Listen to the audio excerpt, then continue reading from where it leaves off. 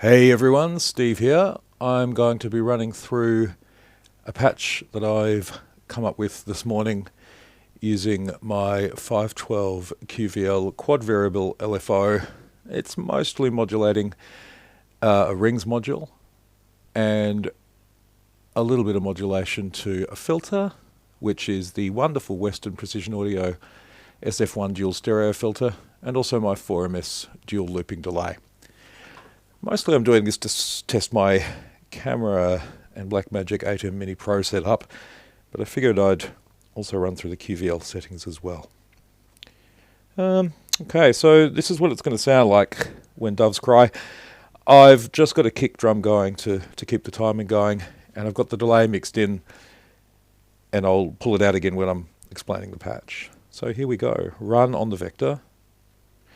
Let's just go back to the main screen on the QVL. So you can see I've got 4 LFOs going, one of them stepping around in a sample and hold type pattern from an internally sourced LFO. Anyway, let's get to it. Run.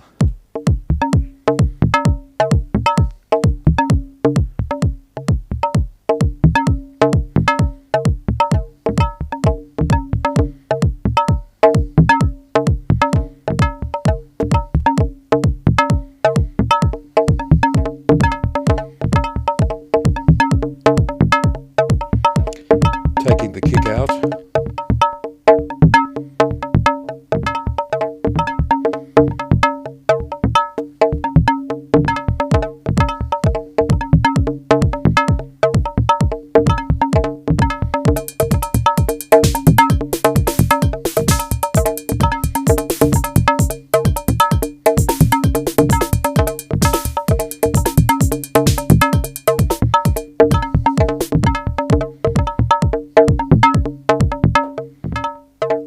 Alright, and that delay is going to go for a little while now, so I'm just going to reach over and purge it out of the 4MS.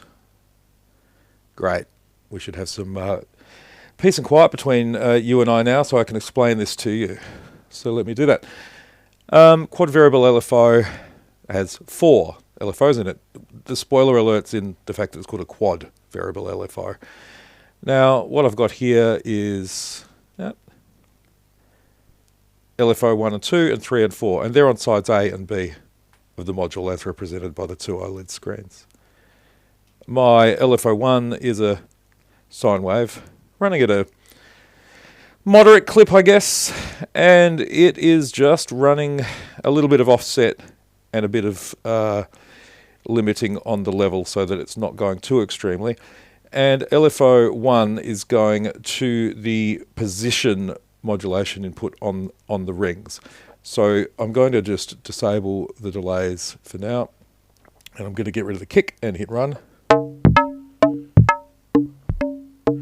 So it's just gently modulating through the position area. The delay kicked in because it's being modulated. Let's just pretend it didn't. So if I turn the position modulation knob, you just get a fairly standard timbre for each hit. But now I bring it back in on the rings module, and that LFO, you can hear a little bit of sizzle or sparkle in the performance. Similarly, LFO 2, standard triangle kind of thing, and it's modulating the brightness. So that's again adding to that sizzle factor, and I'm just going to accentuate the brightness on the rings. You can hear it swirling through. Personally, I like it a bit more subtle than that. And we'll just let the delay trail clean out, I guess.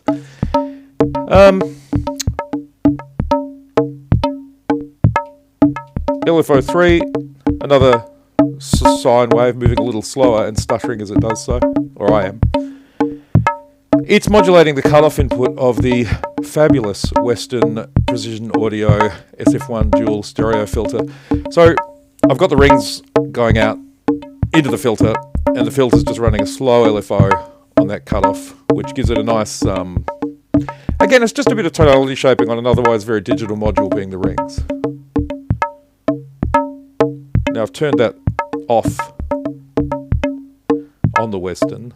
And again, the tonality is quite sweet, even without the filter. But if I bring the filter back in, you automatically just get a bit of movement through there that I find really pleasing. The last thing I did on the quad LFO was output 4, which is a sample and hold. I love sample and hold. I just think it's a great way to do things. And I've got this synced up to the vector sequencer so that its reset is run from the start when you hit run on the vector. It's running to 16ths and it's 4 16ths. So I could have just done that as a beat, but I didn't. And shape 1 means there's no slur, slew, whatever you want to call it. Slew is probably the right word. The source is LFO 1. I could have chosen random source. I could have gone an external source. I could have done anything, but I just used LFO 1 because it was there.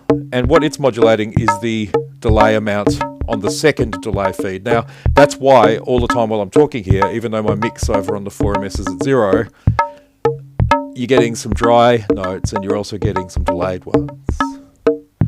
So I'm going to dial a mix of that back up so it's not running from 0 anymore, and that means you're going to get a higher delay signal and not much that's completely dry. That's on channel B of the 4MS. I'm going to put the mix of channel A back up as well. It's a beautiful delay module. And that's what I like.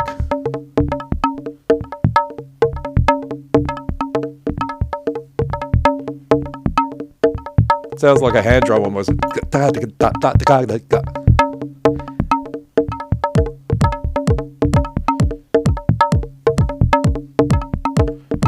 It's interesting with the kick drum because it almost implies there's a bass line, dum, bum, bum, bum, but it's not. But if I was going to write one, there would be that.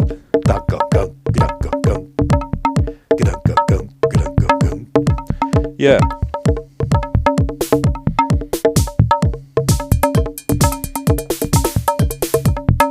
So it's definitely not an extreme. It's definitely not, rather, an extreme use of modulation. It's very subtle, which is, I think, something that people sometimes overlook, is just do things in small movements. And if your melody's good, if your mix is good at the placement of it, then that small movement of the LFO or the changes of your modulation is just going to add that extra interest value that if people listen to your track 10 times, God bless them for that, you know. Give them a good foot massage if they do so. Checks will not be honoured. Then it's just going to add that interest. Anyway, I think I've rambled enough about this patch, so I'm just going to get it going, and off we go. Actually, with the beat, the other interesting thing, well, in my mind, that I did was the rings module triggering is actually done at the same time as the rim shot. So whenever the rim shot hits, the rings hits, and I didn't have that dialed in before, so I'm just going to do that now. There it is.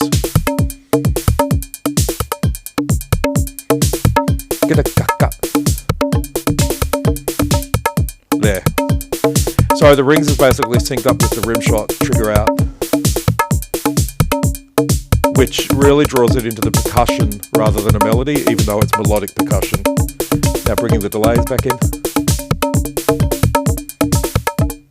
I'm just going to muck around a bit and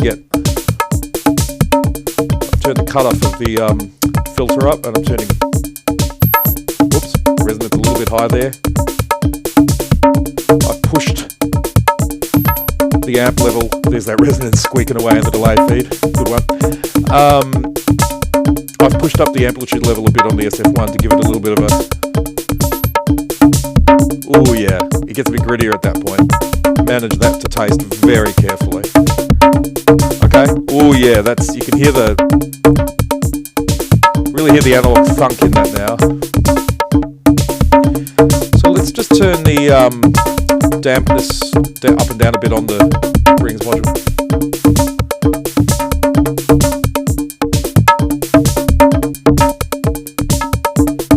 Yeah, there's a lot you can do there. Anyway, really appreciate you sitting through this. Thanks very much.